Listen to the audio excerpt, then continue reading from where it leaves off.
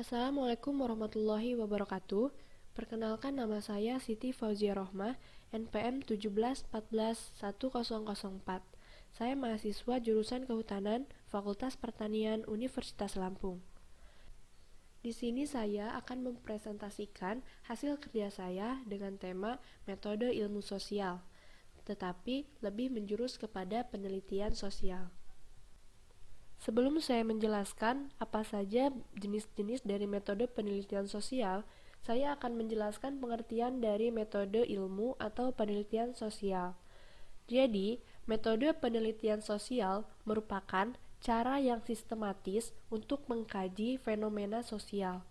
Fenomena sosial dapat dijelaskan secara ilmiah apabila proses dalam penyelidikannya dilakukan melalui penerapan-penerapan dalam metode penelitian sosial.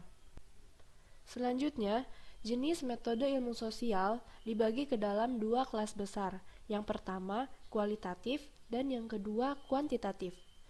Kualitatif adalah pendekatan yang digunakan untuk menjelaskan fenomena secara lebih mendalam.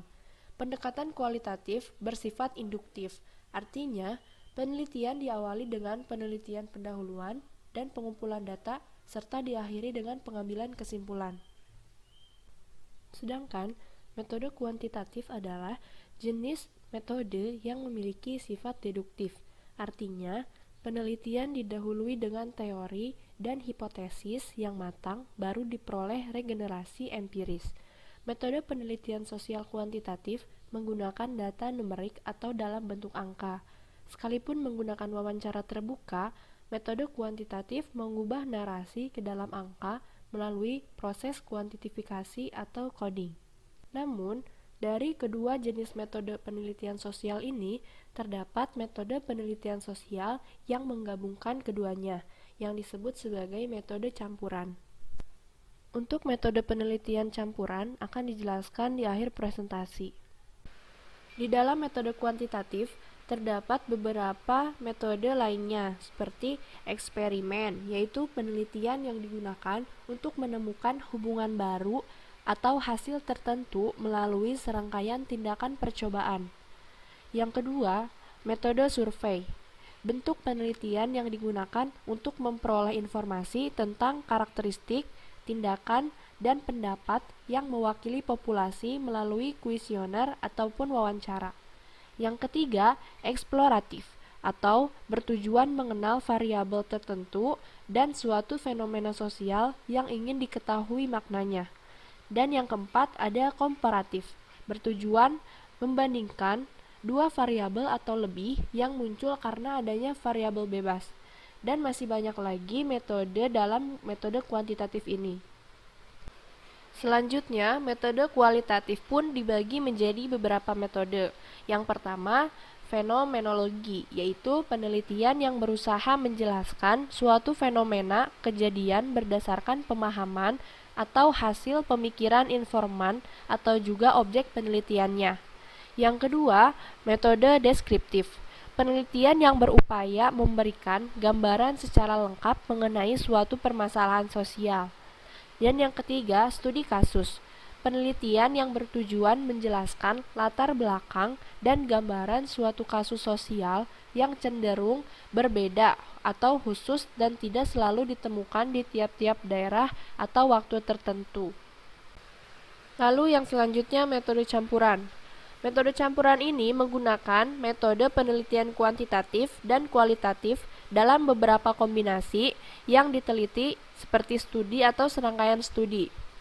Metode penelitian campuran digunakan untuk mengetahui hasil dari data kuantitatif dan data kualitatif memperoleh perspektif-perspektif yang lebih luas karena tidak hanya menggunakan metode yang dominan saja, melainkan juga menggunakan dua metode yang berbeda.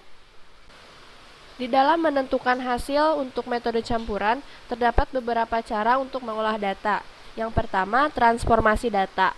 Transformasi data ini biasa disebut sebagai proses untuk mengubah bentuk data. Setelah dilakukannya pengubahan data, maka tahap selanjutnya yaitu eksplorasi outlier atau memahami isi dari data yang sudah diubah tersebut. Setelah memahami data yang akan diambil, maka langkah selanjutnya yaitu membuat instrumen atau membuat peralatan untuk alat-alat mengambil data yang diperlukan. Tahap selanjutnya yaitu menguji level-level ganda, yaitu menggunakan uji statistik. Setelah data-data terkumpul dan sudah diuji, maka dibuatlah ke dalam tabel matriks dan akan menemukan hasil yang akan didapat. Berikut contoh dari penelitian kualitatif. Judul Jilbab sebagai Gaya Hidup oleh Yesinta Fauziah Novitasari.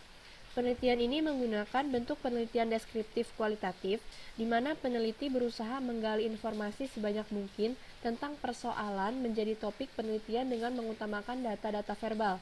Pendekatan di dalam penelitian ini menggunakan pendekatan fenomenologi, yang berusaha untuk memahami makna dari berbagai peristiwa dan interaksi manusia di dalam situasinya yang khusus.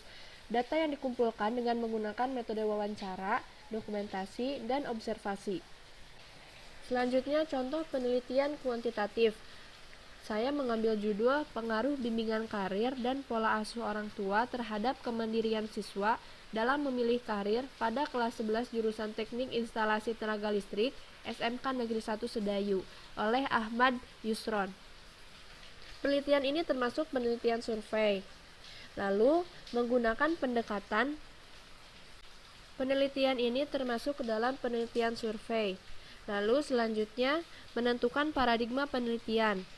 X1 merupakan pengaruh bimbingan karir, X2 pola asuh orang tua, dan Y merupakan kemandirian dari siswa. Lalu tahap selanjutnya menentukan populasi yang akan diambil sampelnya. Lalu selanjutnya teknik pengumpulan data dan instrumen penelitian. Selanjutnya pengujian instrumen penelitian. Lalu diperolehlah teknik analisis data menggunakan analisis deskriptif, uji persyaratan analisis, pengujian hipotesis. Terdapat 3 pengujian. Yang pertama, analisis regresi linier sederhana, berganda, dan koefisien determinasi. Contoh yang ketiga yaitu contoh penelitian campuran dengan judul Jurnal Pengaruh Sport Message terhadap penurunan perasaan lelah setelah latihan di UKM Pencaksilat UNY oleh Prodi PKO FIK UNY. Metode yang dipakai dalam penelitian ini yaitu model penelitian menggunakan desain sequential explanatory design. Dengan instrumen yang digunakan pada penelitian ini adalah berupa kuesioner, dan data yang diperoleh dari hasil pengukuran perasaan lelah dianalisis dengan tabel statistika non-parametris. Sekian presentasi dari saya, kurang lebihnya mohon maaf. Terima kasih. Wassalamualaikum warahmatullahi wabarakatuh.